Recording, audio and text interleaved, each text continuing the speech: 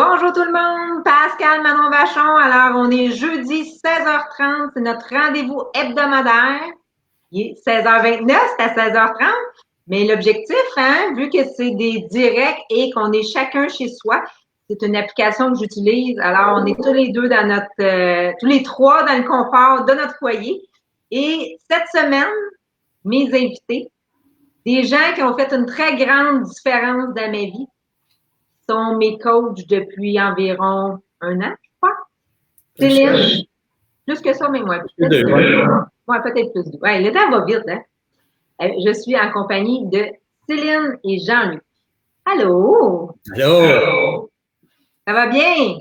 Oui, merci. Merci de l'invitation, Pascal Manon. On est contente. On est content, heureux d'être là. Puis surtout, de te voir évoluer depuis nos rencontres, depuis que tu es venue. Ça fait 2 ans au mois d'avril. Oui, c'est vrai. Oui, je regarde la date, là, 21 avril exactement, 2018. Oui, c'est ça. Ça fait 2 ans que tu étais là, qui était vraiment déterminant dans ta vie, où tu es venu faire un ikigai. Hein? Tu es venu à un atelier, puis c'est de te voir évoluer depuis. C'était tellement belle à voir, tellement inspirante.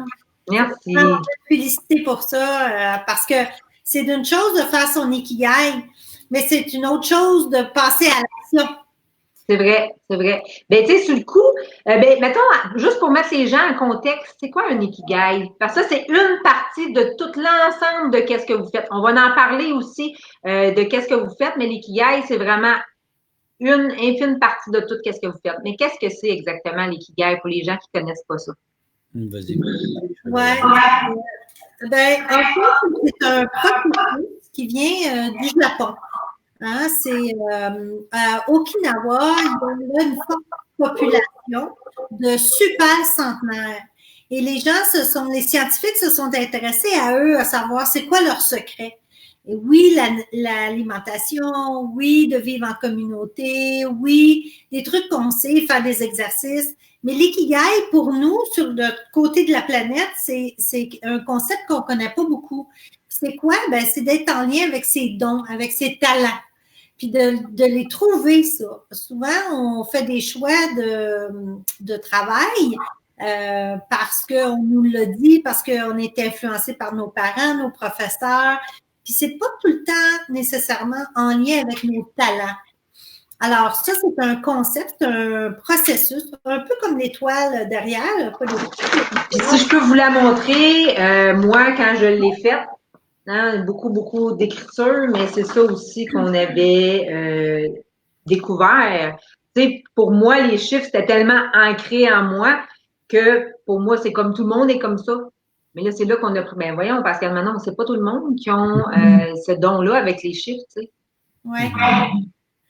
Puis c'était de voir là, ça frappé. Parce que attends un petit peu, je pense que je vais te faire baisser un petit peu votre micro parce que je trouve qu'il y a une résonance un petit peu en arrière, le fond. Oui, là, c'est mieux. Peut-être un peu. OK, merci. Alors, en fait, c'était frappant de voir comment, pour toi, l'ikigai, tu sais, l'ikigai, finalement, c'est quelque chose qu'on fait ça veut dire le vrai mot, là, si on traduit du japonais, ikigai, ça veut dire joie de vivre. La raison pour laquelle on se lève le matin. C'est très en lien avec notre mission de vie, si tu veux. C'est très en lien avec notre vocation dans la vie.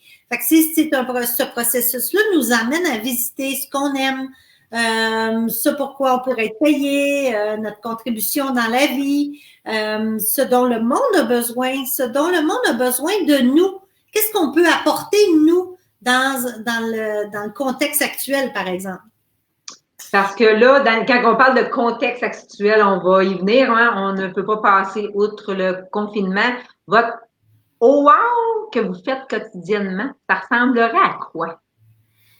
Ben là, le wow, on se réinvente d'une journée à l'autre selon la situation, parce que quand on a commencé le confinement, moi, je me rappelle, on était justement en atelier physique, les derniers ateliers qu'on a fait en personne. On a fait une formation d'un des éléments, un des fondamentaux wow, qui est le point of view. Là, on va en revenir rapidement tantôt. Puis on était justement confinés, nous, les cellulaires fermés, tout fermé, on était en atelier pendant 2 jours. Puis quand on est sorti de cet atelier-là, on a réouvert nos téléphones, puis on a dit, ben voyons donc, c'est vraiment le jeudi, vendredi là, que les écoles ont fermé, puis que là, on se rendait compte là, qu'il se passait de quoi de différent. Donc, on a commencé à jouer le jeu comme tout le monde, là, à se confiner, puis adapter ces nouvelles règles de vie-là. Mais là, ça se fait quand même 3 semaines de ça, presque un mois. Ça varie de jour en jour. On ne sait pas trop ce qui s'en vient en avant. Donc, c'est le temps pour nous on a été assez silencieux, nous, pendant cette période-là. Parce que, comme un peu, on dit, nous autres, même dans nos accompagnements, ou l'analogie que j'utilise souvent en avion, qui disent s'il y a quelque chose qui arrive, que les masques descendent, si vous êtes avec une jeune personne, un enfant, ben mettez-le à vous avant de le donner à l'enfant. Parce que si tu perds connaissance, tu ne seras plus d'utilité pour personne. Donc, on était dans ce mode-là, nous autres, là, de s'occuper de notre masque à nous en premier, au niveau énergétique, au niveau se positionner, se recentrer. Donc, on est encore là-dedans, notre façon d'aller chercher notre OWOW, de se générer du OWOW. Ben, c'est Parce que oh wow, tu sais, quand on en parle, on est rendu qu'on fait souvent une expression oh wow. Ouais. Mais c'est plus que ça, parce qu'il y a en arrière du oh wow, il y a une académie, il y a vraiment une méthode. Ouais, ben là, wow, en gros, ce que c'est d'abord le mot, c'est le ho-ho vient la première portion, la portion en bleu qu'on voit en arrière de nous, H-O''O. Ça, c'est un mot hawaïen qui est dérivé du mot Ho'oponopono, qui est dans un autre volet, juste derrière la tête de Céline, qui est un des fondamentaux du gros oh wow. Ça veut dire commencer, amorcer, aller de l'avant. Donc, tout ce qui est pas le statu quo, là. Donc, ça, c'est le ho-ho. Dans le mot Ho'oponopono, ça veut dire commencer, activer, aller de l'avant ou dans le sens d'aller chercher de l'harmonie, aller de l'avant vers l'harmonie, vers le rétablissement, vers remettre les choses en ordre. Ça, c'est le mot Ho'oponopono. Nous, on a pris le ho-ho qui est amorcer quelque chose, donc aller de l'avant. Ho-ho, c'est ce que j'ai fait. Moi, j'ai fait le ho-ho dans notre processus. C'est dans ce sens-là. Puis le wow, ben le wow, pour nous, ben, en plus de l'énergie du mot wow qui est cool, là, parce que c'est assez élevé comme énergie, comme fréquence vibratoire. C'est l'émerveillement. Fait que c'est d'abord ça qu'on célèbre avec le wow. Mais pour nous, l'ensemble du mot oh wow, ça veut dire aussi, j'appelle ça le bliss point. Ça veut dire que c'est cette partie-là idéale où est-ce qu'il y a une harmonie entre notre intelligence rationnelle puis notre intelligence intuitive. Moi, j'ai été 50 ans de ma vie, peut-être un peu plus, à vivre avec juste la notion d'intelligence rationnelle. Pour moi, il y avait juste ça qui existait.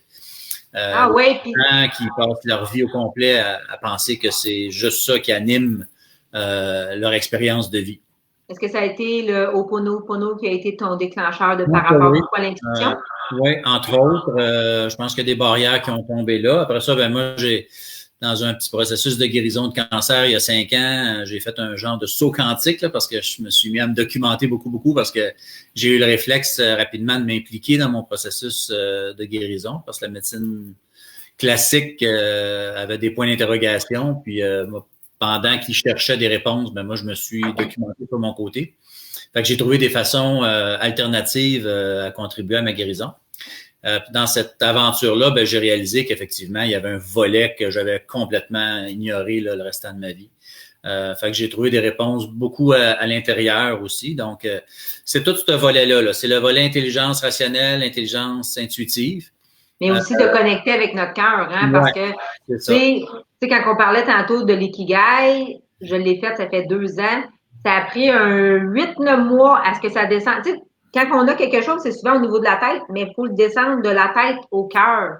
Ça, c'est, en tout cas, pour ma part, c'est un bon travail à faire. Maintenant, ça va super bien à ce niveau-là. Mais par rapport, je veux juste revenir un petit peu, Céline. Tu sais, quand on parle intuition, quand on parle de cœur, tu as un titre quand même assez particulier, toi.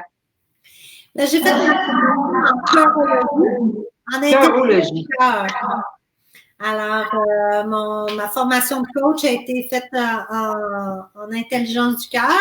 Alors, ça me permet justement d'emmener les gens à les guider, hein, à accélérer la connexion du mental au cœur.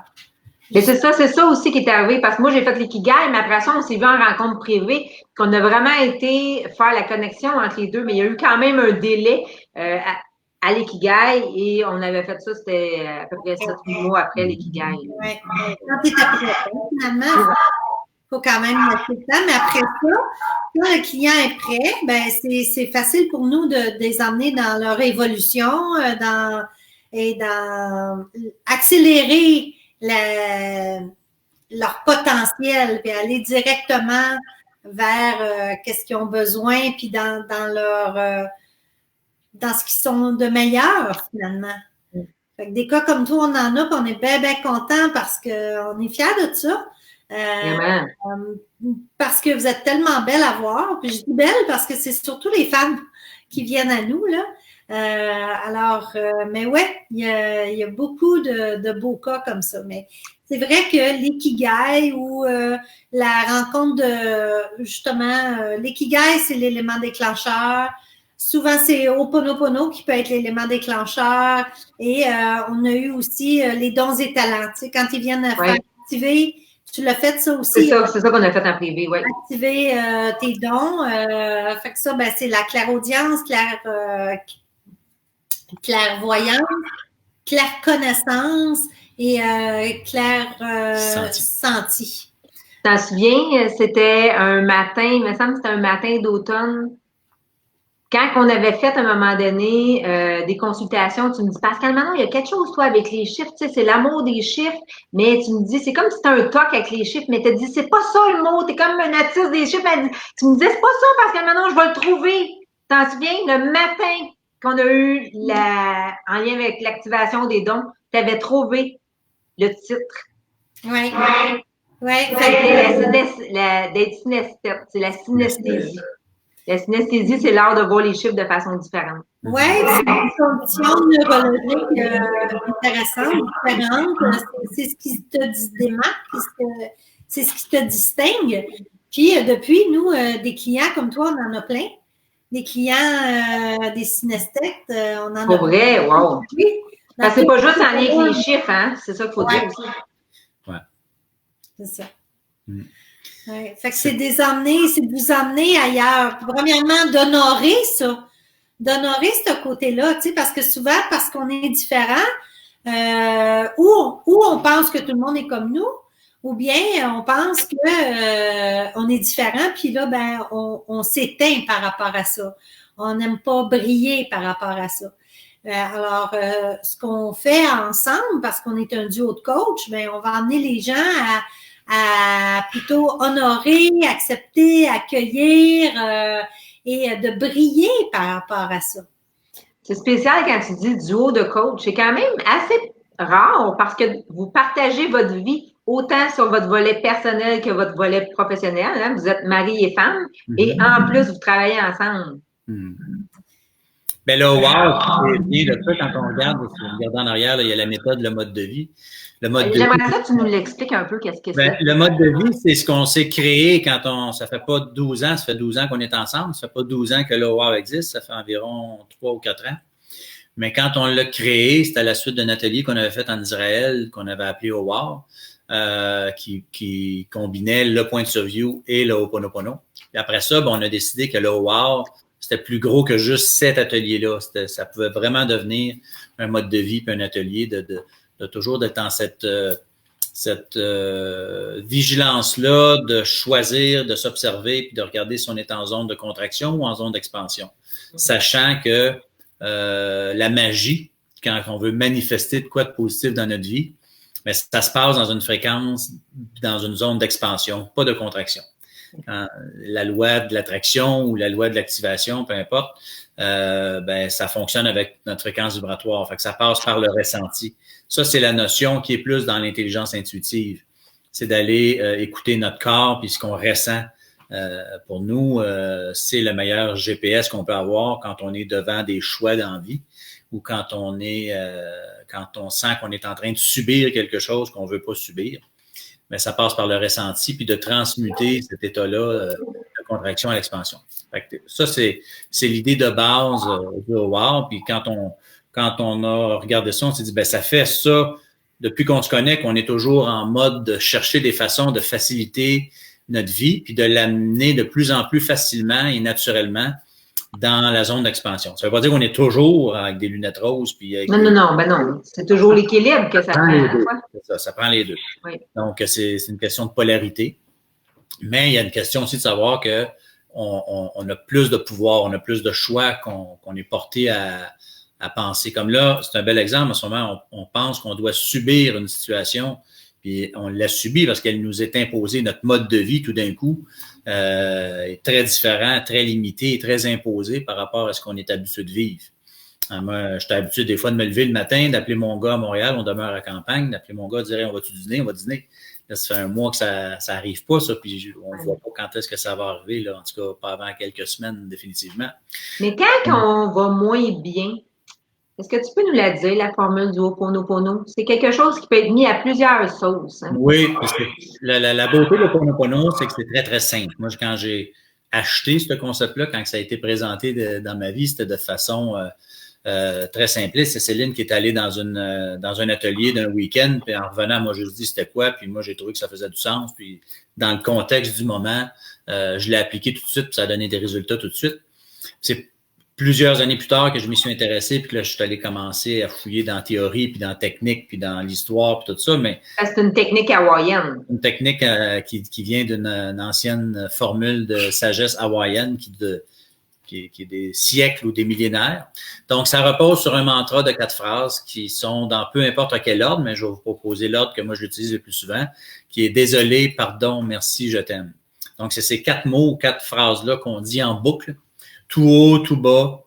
Quand on ressent, tantôt je parlais de ressenti, quand on ressent qu'il y a quelque chose qui ne va pas à notre goût, hein, dans la vie, ou bien on va plutôt bien ou plutôt pas bien, là, fait que c'est un des deux. Donc, quand on ressent que la vie n'est pas ce que ça devrait être ou qu'on se sent impuissant par rapport à une situation, le coronavirus en ce moment est un très bel exemple de ça. On se sent impuissant et on ne se sent pas concerné. C'est pas de notre faute, là. Sauf qu'on a quand même une notion de responsabilité. Et la notion de responsabilité repose dans la notion de qu'est-ce qu'on fait avec une situation, surtout si elle nous est imposée. Qu'est-ce qu'on fait avec un ressenti? Qu'est-ce qu'on fait avec quelqu'un qui nous tape ses nerfs? Qu'est-ce qu'on fait avec la possibilité de perdre une job ou la possibilité de voir nos fonds de placement fondre comme neige au soleil? On se sent très impuissant par rapport à ça, mais là où est-ce qu'on a du pouvoir, c'est comment est-ce qu'on se positionne par rapport à les adversités de la vie. Donc, le désolé, pardon, merci, je t'aime, aide à aller nettoyer des mémoires qu'on porte en soi. Ce sont des mémoires de peur ou de doute ou d'incertitude. C'est ces mémoires-là qui nous tiennent en contraction. Fait que là, ça a l'air spirituel, mais c'est très scientifique parce que c'est de la neuroscience. Quand on est dans un état d'être de contraction, ben on attire la maladie, on attire le mal-être. Le malaise, c'est le déséquilibre. Physiquement, le corps réagit en fonction de vouloir se battre ou de se cacher ou il est dans peur. Physiquement, les organes ne travaillent pas de la même façon. C'est d'essayer de lâcher prise aussi à un moment donné. Ouais. Ça l'aide aussi. Moi, je l'ai pratiqué auparavant, je le pratique dans ma vie. Et puis, quand il y a des situations, des fois que tu tiens comme ça, que tu as de la misère à lâcher prise, on dirait que ça l'enlève. Ça fait tomber les mémoires. On dit toujours en Ho'oponopono ou dans la culture Huna, qui est la culture hawaïenne, c'est jamais l'autre. Quand il y a quelque chose qui ne va pas à notre goût, c'est jamais l'autre. C'est jamais la situation. C'est jamais soi non plus. C'est toujours les mémoires qu'on porte en nous, dans notre inconscient. Là. On n'a pas à les identifier. C'est des mémoires qui sont là depuis que la matière est matière. Fait que c'est bien avant notre propre vie puis celle de nos ancêtres. Ça peut être des choses qui font partie de notre génétique aussi, mais on n'a pas à identifier ça particulièrement. On laisse comme la lumière ou la portion divine. Les Hawaïens appellent ça donner ça ou confier ça à la divinité. Pas au Dieu qu'on connaît dans la religion tel que nous autres, ça nous a été enseigné en Occident, mais la divinité qui est l'énergie, qui est la vibration d'amour, joie, qui est une fréquence de création. Et pour fréquence, en même temps, j'aimerais ça, j'ai décidé d'allumer, hein? nos deux entreprises, on a eu la chance de créer des bougies avec Patricia Lavoie de l'Aromatique. J'aimerais ça que vous me parliez de votre bougie. Oui, il y a 3 mots sur la bougie. Clarté, liberté et joie. Oui, exactement. Ben là, au wow, on s'était dit ça dès le départ, nous, que ça sert à quoi? Parce que les gens disent, OK, c'est beau ton wow, mais ça fait quoi dans la vie? Ben nous, on trouve que dans l'essence du coaching, dans l'essence de l'accompagnement, puis pour ce que ça fait pour nous aussi, ça favorise d'obtenir plus de clarté, plus de liberté, plus de joie. Ces 3 éléments, il y en a d'autres qui sont intéressants à avoir dans notre vie, mais ces 3-là, là, quand on a de la clarté, quand on a de la liberté puis de la joie, c'est des fréquences qui sont élevées. Fait qu'on les a faites imprégnées dans la bougie. Oui.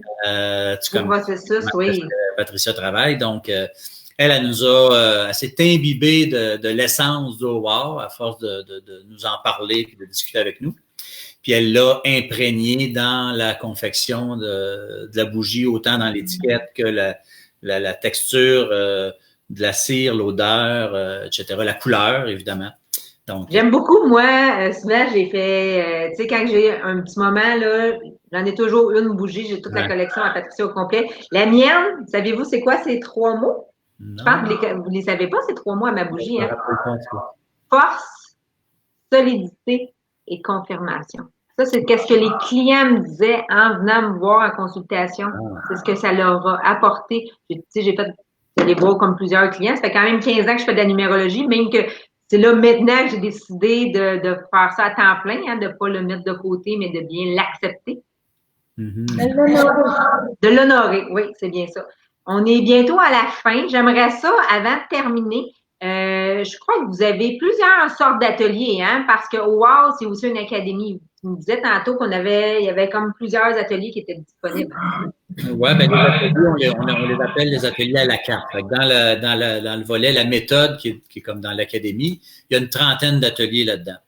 Donc, dans ça, il y en a qui sont déjà mentionnés. Il y a des ateliers qui tombent dans le volet intuition, comme l'ikigai, la zone d'excellence, les dons et talents. Ça tombe sous la rondelle intuition. Après c'est celle-là que j'ai mis beaucoup d'énergie dans celle-là, moi. Après ça, il y a le Ho'oponopono. Dans Ho'oponopono, ben, il y a 3 niveaux de formation de Ho'oponopono et d'intégration. La chorologie, il y a des éléments qui sont là-dedans que Céline donne.